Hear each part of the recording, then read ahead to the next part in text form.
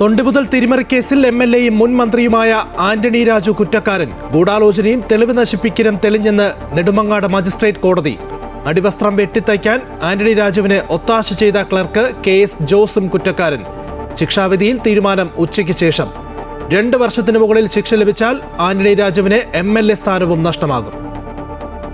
കേട്ടറ്റ് നിർബന്ധമാക്കിയ ഉത്തരവ് മരവിപ്പിച്ച് സംസ്ഥാന സർക്കാർ. തീരുമാനം അധ്യാപക സംഘടനകളുടെ എതിർപ്പ് ശക്തമായതോടെ സുപ്രീം കോടതി ഉത്തരവിനെതിരെ ഉടൻ റിവ്യൂ ഹർജി നൽകുമെന്ന് മന്ത്രി V ശിവൻകുട്ടി. രാഹുൽ മാങ്കൂട്ടത്തിലിന് വീണ്ടും കുരുക്ക്. DGPക്ക് പരാതി നൽകി പീഡനക്കേസിലെ യുവതിയുടെ ഭർത്താവ് വിവാഹിതയെന്നറിഞ്ഞിട്ടും ബന്ധം സ്ഥാപിച്ചെന്നും കുടുംബജീവിതം തകർത്തുവെന്നും പരാതിയിൽ ആരോപണം. നിർബന്ധിത ഗർഭചിത്രത്തിൽ രാഹുൽ മാങ്കൂട്ടത്തിലിന്റെ സുഹൃത്തിന് മുൻകൂർ ജാമ്യം.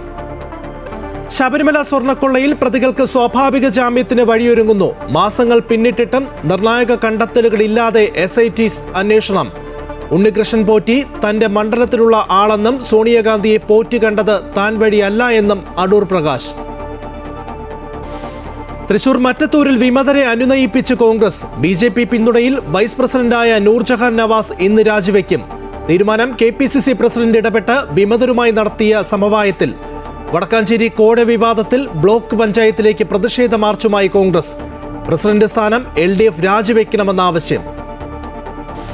ബംഗ്ലാദേശ് ക്രിക്കറ്റ് താരം മുസ്തഫിസുർ റഹ്മാനെ IPL നിന്നും ഒഴിവാക്കാൻ BCCI നിർദ്ദേശം. തീരുമാനം കൊൽക്കത്ത ടീം മാനേജ്മെന്റിനെ അറിയിച്ചു. ബംഗ്ലാദേശിൽ ന്യൂനപക്ഷങ്ങൾക്കെതിരെ അതിക്രമങ്ങൾ നടക്കുമ്പോൾ മുസ്തഫിസുർ ഇന്ത്യയിൽ കളിക്കുന്നത് തിരിച്ചടിയാകുമെന്ന് BCCI. ന്യൂസിലൻഡിനെതിരായ ഏകദിന പരമ്പരയ്ക്കുള്ള ഇന്ത്യൻ ടീമിനെ ഇന്ന് പ്രഖ്യാപിക്കും. മുഹമ്മദ് ഷമിയും ശ്രേയസ് അയ്യറും ടീമിലെത്തുമോ എന്നതിൽ ആകാംക്ഷ.